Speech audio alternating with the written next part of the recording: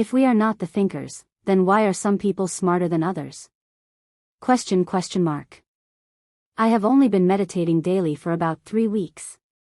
The whole idea of being in a river of thoughts that are constantly appearing and disappearing rather than being the actual thinker of the thoughts is tripping me up, so I want to hear the perspectives of those with more of a grasp on this.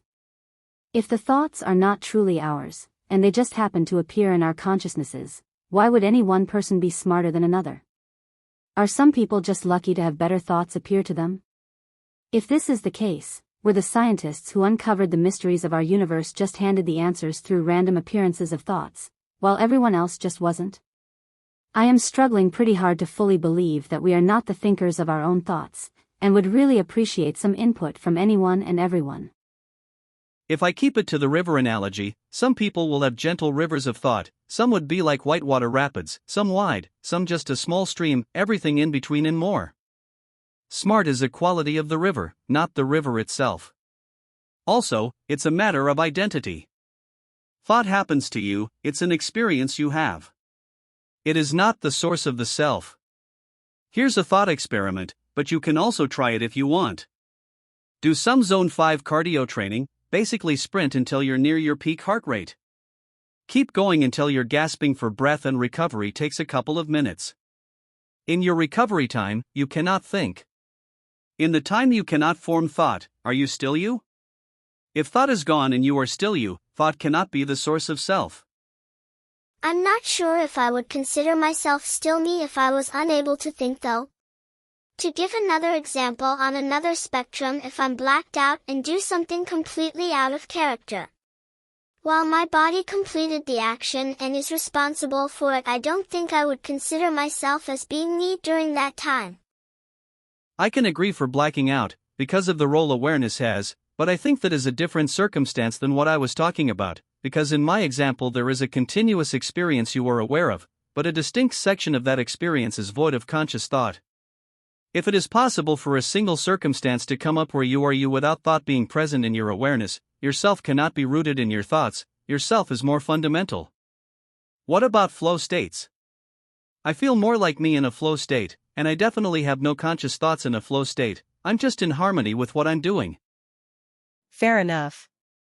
To be honest, I'm actually inclined to believe you. I know it's a pretty agreed on take. Just not sure I'm 100% convinced yet. Maybe just takes more awareness on my part. For something like a flow state, I'm not sure I can say decisively whether I'm having thoughts or not. It's extremely counterintuitive. I totally understand your resistance to the idea. For the majority of my life I believed I was the voice in my head, like the me I'd hear is most in alignment with who I saw myself as. Just keep meditating, perhaps pay attention to the qualities of your thought. It will take more time if you aren't used to noticing them, not a problem though. Imagine a field of mind. This mind is not inside you or me, but all around, both outside and inside the universe. This mind is conscious and aware.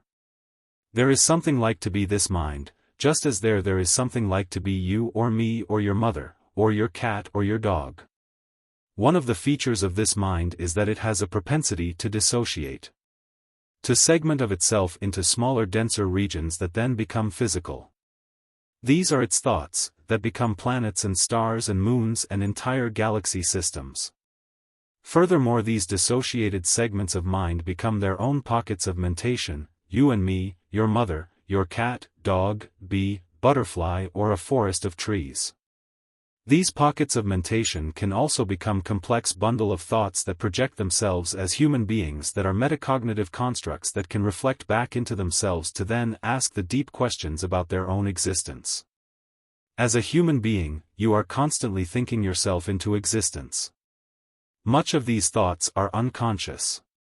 You don't think about breathing until I bring it to your attention, you don't think about digesting food, burning calories, how to walk, how to see, how to speak, how to do things. Notice how your body is doing its own natural thinking. Yes, you learned some of it, until it became automatic. And yes, sometimes you have to think things through, complicated analytical thought patterns that allow you to accomplish certain tasks. Until you do it countless times that it becomes automatic.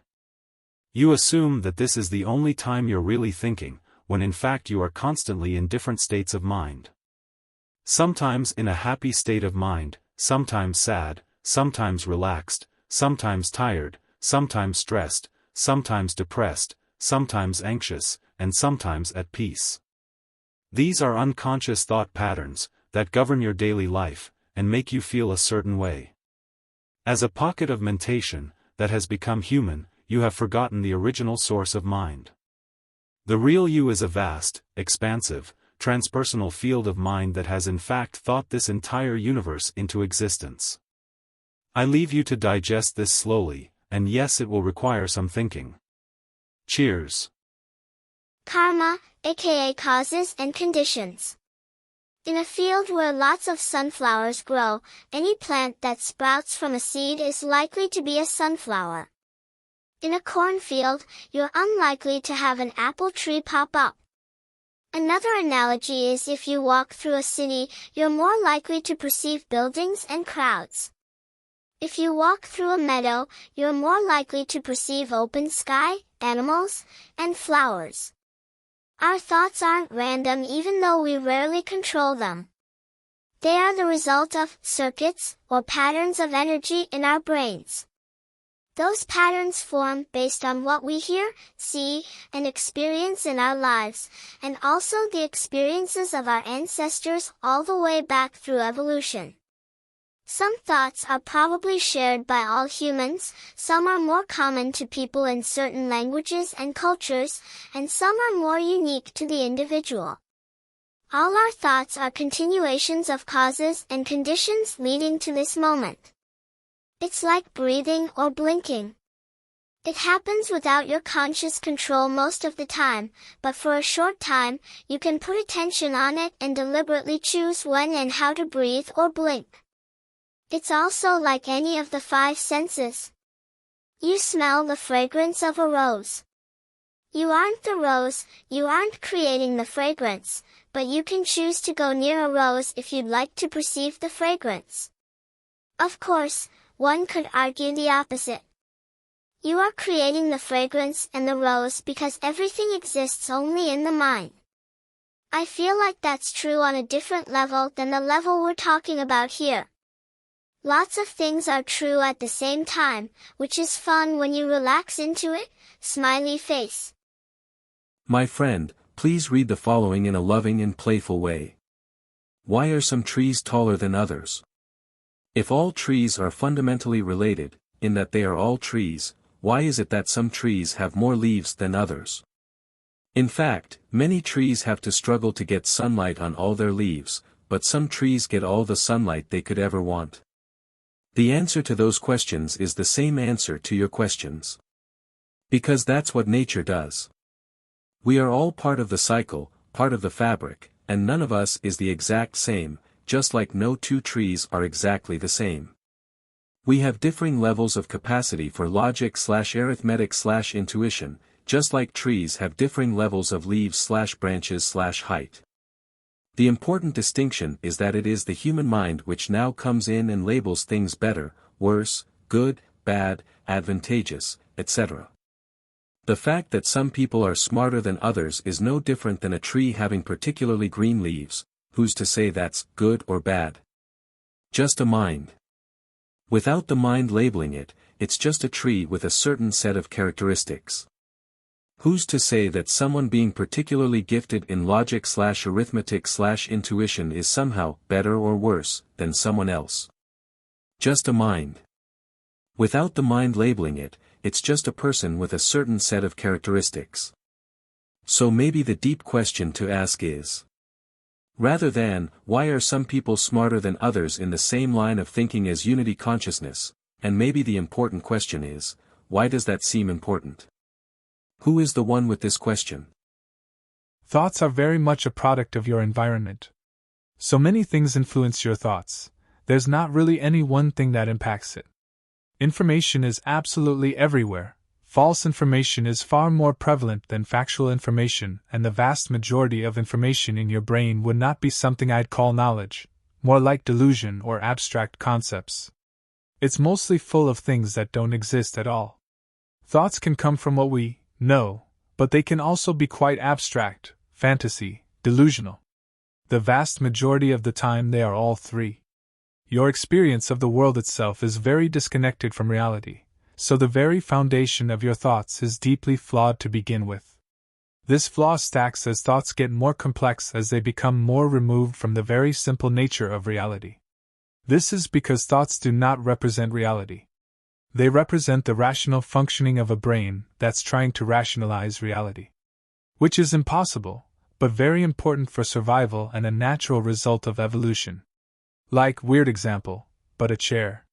Chairs do not exist. Chairs are a name given to a piece of wood you sit on. But wait, wood is a name given to a form of dead plant, but a plant is a name given to a bundle of cells, but cells are a name given to an arrangement of atoms, skipping a step or three. You get the idea? When you dig and dig, none of the things we consider real are real. They're conceptual, labels and words applied to things we don't even experience on their deepest level, or directly on any level. This leaves us not living in a psychical universe, but a conceptual universe. The world of labels you've built inside your head, the place where chairs are chairs. Better known as Plato's cave. I like to view my mind like a forest. Each thought, or word, would be a tree. These trees have big roots and many branches with each root and branch leading to other thoughts. Trains of thought to me feel like water, running down branches in a forest and finding the easiest, most logical path down. Usually the most worn and walked path, such that the brain makes these paths bigger, so the water flows through them more. But these paths are malleable and you can bend the branches through practice. Repetition. If you train your mind, you can build your own branches and paths, and even if you never have full control over thoughts, you can build a valuable structure in your mind that can elevate control beyond reason. For example, I've been practicing building as many paths as I can to happiness, unconditional love, and acceptance. To say that it has been a shock to see the results is such an understatement. I don't think I've ever been so happy or at peace, and I can now trigger moments of euphoria at will. It's kind of like positive thinking. Without the need for positive thinking. But positive thinking is a great way to get to the place where you can just trigger emotions at will. It's like flexing a muscle you don't know you have. Like learning to wiggle your ears or something. It's there, you have the ability, you just have to try to find out. When you get to a stage of extremely advanced control, you become briefly enlightened. Knowledge is replaced with a deep understanding, the foundation of which is the acceptance that you cannot understand and never ever will, due to the delusional nature of thoughts, and the way they rationalize the very irrational world around us. In the end, thoughts are information, but more specifically the translation and formation of information. Electrical signals hitting neurons in the brain. The electricity travels from concept to concept, with each concept being connected to other concepts based on real connections from your experiences. The more these connections are used, the stronger they become. The electricity is the water, the neurons are the trees. Thoughts are so unfathomably complex. There's likely millions of connections being made just for each individual word you think of. Many of them you can feel. When you meditate, watch the water flow. Watch it take the easy path. Ask yourself if what you're watching is actually under your control. It likely isn't, but it can be. Such a life-changing thing to try. It's as easy as saying no this way, and then you think about the thing you'd like the thought to have led to. Do it more, and eventually the no this way becomes instinct. Sometimes what I do is I sit and then think about all the things I'm grateful for and how lucky I am, how everything is okay and will all work out, how all the bad stuff led me to where I am, how I'm warm, cozy, fed and safe. I think those things and I watch how my emotions change and I kind of follow the path so that I may feel the path next time and get there without the need for all the positive thinking, which takes time, but it is a lot easier than it sounds. Not that positive thinking is hard, but you want to be able to just be happy as a kind of tool. Often I trigger the be happy in moments of stress, when positive thinking would be extremely hard or when I'd be too distracted to think about anything properly. Like in an argument, you can build a path from I want to be happy to positive thoughts that then leads to happiness. Then you can then optimize this path eventually. It will go directly from I want to be happy to happiness, if that makes sense. Like stepping stones that you can move around. I think it's important to feel out the paths so that you're not stabbing around in the dark and getting frustrated.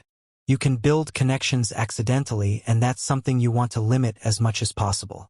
Like you wouldn't want to build a path from, I want to be happy, to this is frustrating, or it's hopeless. But that's what can happen if you aren't mindful or if you're negative about it. So make sure you're very kind and accepting of any struggles you have towards building the paths. There's positivity and progress in all of those struggles, even if it doesn't seem obvious. These days I'm very mindful of the paths I build, but even more so the paths I let others build inside my head. It's become a bit of an irritating thing because I'm very conscious of the way other people's words can affect me. But you can't control people, they have power over your paths. People say the most ignorant and horrible things that then plant seeds in your own head that eventually sprout trees. So an important thing to learn is to let go of thoughts. Don't build connections as a way of escaping a thought, because that connection is a path back to that thought. If you have a hateful thought and you think, be happy, you have now connected happiness and hate. It's not initially dangerous, but if it's done repeatedly, I think it can be dangerous. So often, just letting go is the answer.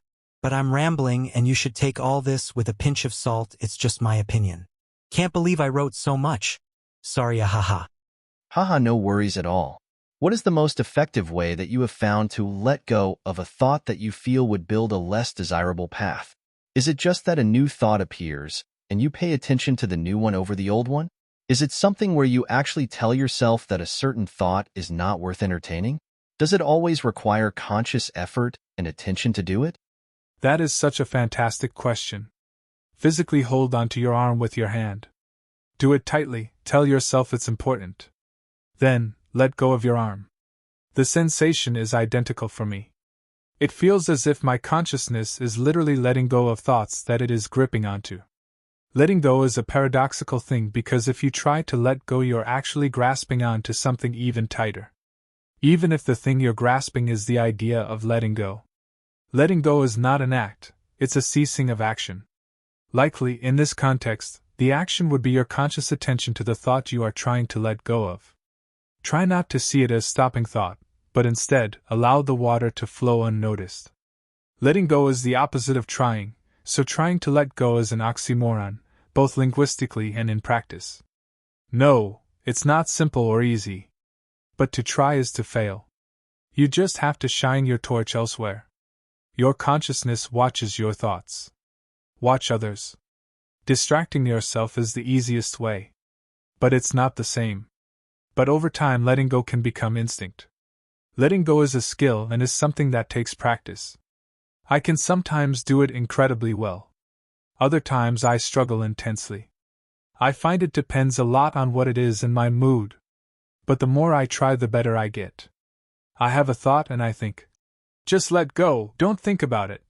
Moments later, wait, what am I letting go of? Oh yeah, wait shit. Even the idea of letting go must not be held onto. Let go of the letting go. It's all ironic and paradoxical. But it's a muscle that when flexed feels like you just kind of stop watching, change channel. It's not that the thoughts are gone, it's that you can't see them, you're not paying attention, not even intentionally. You have let go to a point you are unaware of them or even of the fact that you've just let go of something. Letting go is wordless, it's conceptless. It's empty feeling. It's like having a whiteboard and it's full of scribbles and then they just fade. They are not rubbed out, they just vanish. As if you can no longer see the ink. It feels still. Empty. These are all words. In a way, these words will make it harder for you to let go. Such that now, in your head, letting go is a tree with many branches. Many words. Many connections. But actually letting go is actionless, connectionless. Treeless, wordless. Don't let letting go be a tree. It feels like clearing your mind. Like injecting your head with a moment of nothingness. Stillness. I'm not very good at it, but this is my understanding anyway. Here is a beautiful koan about letting go that helped me understand the nature of letting go on a deeper level, and can describe it better than me. A senior monk and a junior monk were traveling together. At one point, they came to a river with a strong current. As the monks were preparing to cross the river, they saw a very young and beautiful woman also attempting to cross. The young woman asked if they could help her cross to the other side. The two monks glanced at one another because they had taken vows not to touch a woman. Then, without a word, the older monk picked up the woman, carried her across the river, placed her gently on the other side, and carried on his journey. The younger monk couldn't believe what had just happened. After rejoining his companion, he was speechless, and an hour passed without a word between them. 2 more hours passed, then 3. Finally the younger monk could contain himself any longer, and blurted out, "As monks, we are not permitted a woman. How could you then carry that woman on your shoulders?" The older monk looked at him and replied, "Brother, I set her down on the other side of the river. Why are you still carrying her?" Here is a good write-up online that explains it better than I have. https://blueheronsstillness.com/2023/08/letting-go-and-stillness. Most people have the thought versus thinker model backwards. The thoughts are the agents, and you are their creation. In other words, you don't create the thoughts create you. Recognize this. If you're aware of this, your consciousness can intervene, manipulate, guide, encourage, and somewhat control the thoughts to behave in more desirable ways. This will result in a more desirable you. If you are not aware of this, the thoughts have total control and the consciousness is purely reactionary. The you that results here experiences less mental exercise and lacks growth. I imagine shorter neuron paths firing and the plasticity of the brain hardening over time, but I'm not smart enough to know if that's true. Being smart is more than remembering things. Recognizing things, identifying what they influence, experimenting with what can be influenced about them, recognizing the changes that result, adjusting the influence you have over them, rinse and repeat, will lead to a cycle of exercise and growth beyond the average person. When you recognize your ability to influence, but not control, the thoughts, you are also recognizing that the thoughts are creating who you are, not the other way around. You can decide to avoid influencing the thoughts at all, and they will still create some version of you. Most people that choose this path are less likely to be judged as smarter. Life just happens to them. Or, you can influence and nurture your thoughts toward a direction or goal that you prefer instead. The ability to funnel the thoughts in a more specific direction increases their ability to develop, grow, or become smarter in that direction. It's no coincidence that it's easy to find things that the smartest people are not good at. It's because they focus the energy of their thoughts in a different, more specific direction. No one is an expert at everything, but most of the smartest people have learning baked into the direction they guide their thoughts, and they end up being smarter than others.